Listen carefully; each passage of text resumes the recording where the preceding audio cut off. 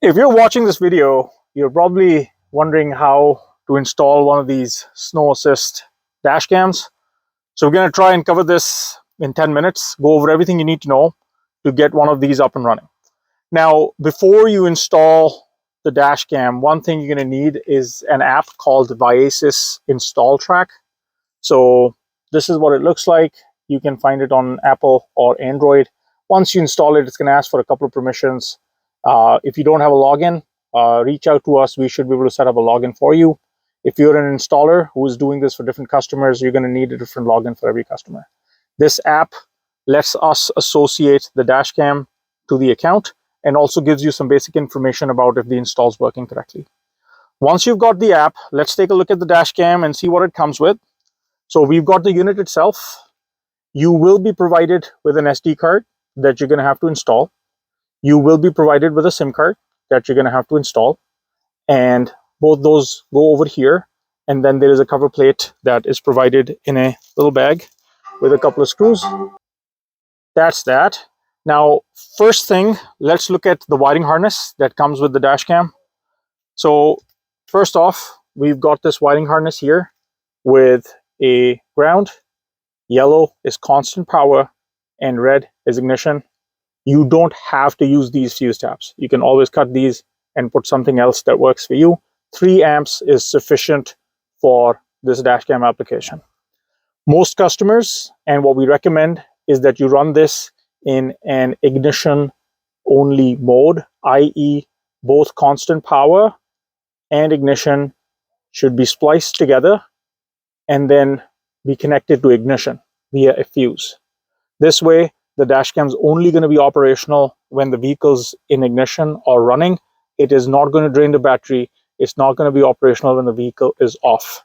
You could, however, run it in a ignition, power, and ground, all 3. That way, the unit's going to ping, not as frequently, but it's still going to ping when the vehicle is off, i.e. no ignition signal. But our recommended way of installing is to splice these 2 together. This goes into ignition, 3 amp fuse. This goes to ground. On the other side of this harness, we've got a button, which we will talk about in a second, and we've got a connector for the dashcam. On the dashcam side itself, what we've got is 2 connectors. One that plugs into this harness over here, and another one for our GPS antenna. The GPS antenna comes with a 3-foot cable, I believe, and a sticker on the back, and that connects to this for the GPS to work. Before you do anything, the recommended way to install this, that's going to save you a lot of time, is to do the following. Step number 1, install the SIM card. While you're doing that, make sure to not throw this away. So we're going to install the SIM card, and next thing, we're going to install the SD card as well. SIM card goes in the SIM card tray. SD card's got a slot like this.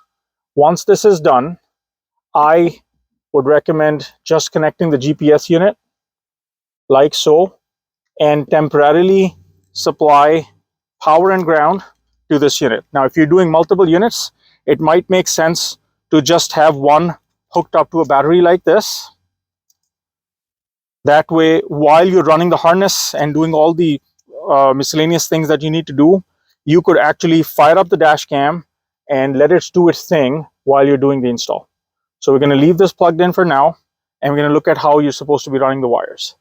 So this is a typical dash cam installation. It comes with a little mounting plate. Typically, you would want it installed such that it is out of the driver's line of view. You don't want the driver's line of view being blocked in any way. And we've got the wire here, the GPS and the main connector. This wire very often, if not done correctly, would get disconnected. So we want to make sure this is done properly and then tape it. Beyond that, we of course want to make sure that the wires are nicely secured and running all the way to the fuse panel. Your GPS antenna, if you're installing it on the dash, should be like so, with the plastic side facing up. in some vehicles, you may not be able to install it on the dash, in which case the plastic side needs to be like this. So find a double-sided tape or something, whatever works for you. Install this like this so that this side is facing the sky. That gives you the best chances of having very good GPS service. Again, this is not the correct way. This is not the correct way. This side up, this side up. Wiring harness, GPS connected, comes all the way down. GPS is tucked away over there. Your button is somewhere where it's accessible to the driver. Super important that this button is accessible to the driver. And then the rest of the wiring runs down to the wiring harness. We recommend that both ignition and power be connected to ignition, and then ground be connected to ground. You could also do ignition, power, and ground separately, but we recommend going ignition and power into ignition. All right, so that's how this is supposed to be wired. Before you tuck everything away, we need to do a few things to make sure that the unit's working properly. And for us to do that, we're going to fire up the app, and I'm going to select New Install. Then I'm going to select Dashcam. At this point, the system's going to require me to take a few pictures. So the first one is the IMEI of the unit itself. So I'm going to turn the camera on, and then I'm just going to scan the unit. Of course, when you do this, the unit's not going to be mounted, so it's going to be a lot easier. In fact, I'll just remove it from here.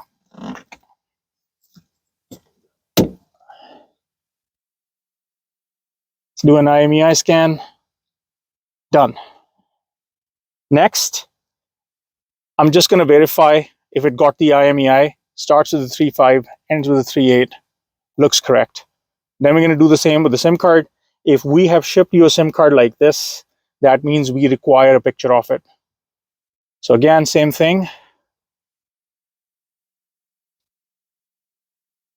Starts with a 3.5, ends with a, yeah, this one. Starts with an 8.9, ends with a 4.6. Looks correct to me.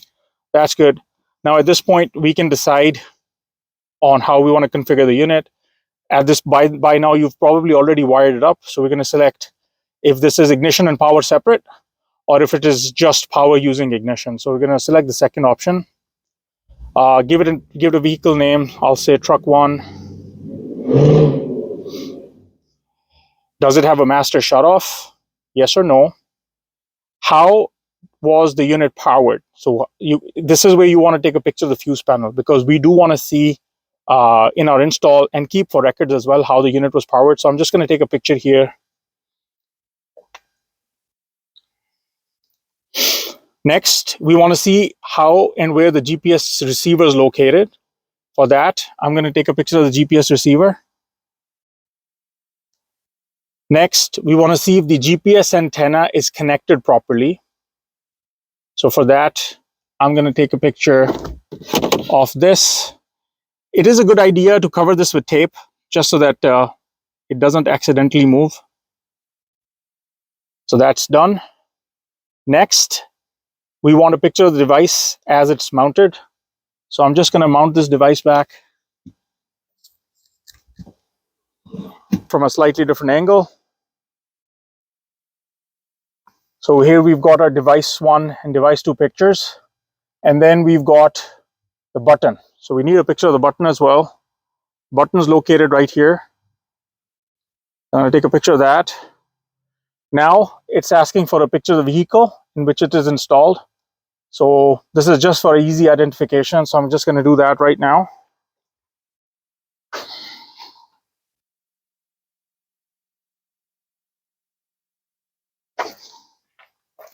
Lastly, any notes or comments that you want to put in, i.e., power's coming off your cigarette lighter circuit, etc. So you could put that in.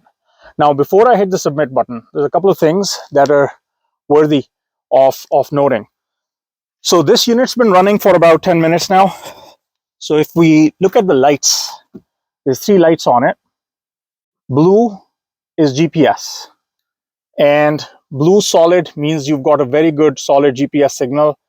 This is how it should be after the unit's been installed for about 5 minutes or so. Green, breathing means your SD card is recording.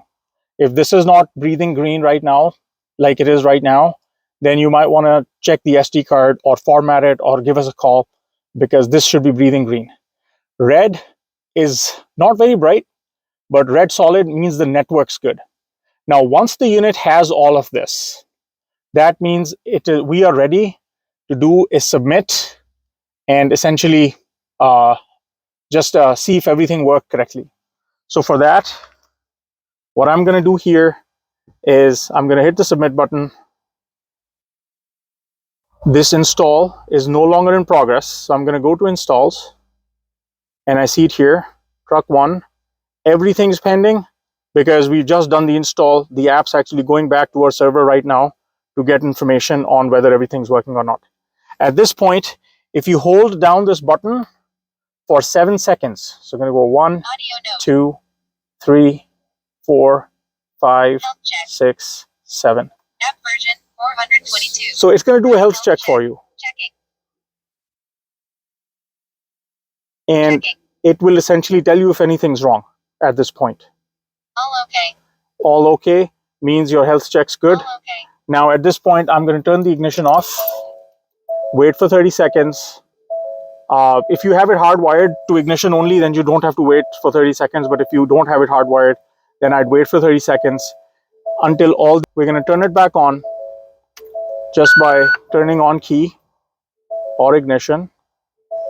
And we see that the lights turn on immediately. If this were powered just from ignition, no constant power, then it'll take about 45 seconds for the unit to light up.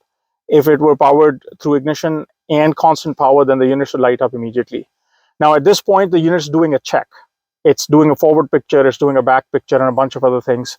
So if I refresh my app, you will see that the cellular data check has passed, GPS has good cell service, the camera is okay, the ignition check has passed, and the SD card check has passed as well, which means the dash cam is good to go. Now at this point, the only thing you want to do is verify if your angles are correct. So I'm just going to tap on this, and I'm able to see that's the front, looks good. The driver side isn't too bad either, but if you want to adjust the angles and do this picture again, turn the key off, wait for 45 seconds, turn the key back on, refresh this app after a minute, and you will see new pictures for it. So just to recap, wire up the unit, leave it running for a bit while you figure out how you're going to get ignition power, etc. That'll give it enough time to sync and get everything updated. Just then loosely install everything, finish your app, make sure your angles are good, and then you could use the app to verify the angles a little bit, and then you're good to go. Sometimes customers request that we ship a wiring harness with a lighter socket plug instead of those fuse taps. This is also an option. In this case, the only difference, everything else stays the same. The only difference is that instead of running back to the fuse panel, you're going to be using the lighter socket plug, which again is ignition and power both connected to the positive of the lighter socket and ground connected to the negative here. But otherwise, the process stays the same. Make sure that you save this. If you're installing these SIM cards beforehand, make sure you save this, because you're going to need a picture of this for us to be able to activate the SIM card for this unit. Make sure that this goes in the correct way. We've had customers who've accidentally installed SD cards into SIM card slots, SIM cards into SD card slots. So that's just, then you got to go look for tweezers, etc. So that's that. Some tape here is a good idea, always. And other than that, yeah, as long as the wiring's tucked away properly, we should be good to go. So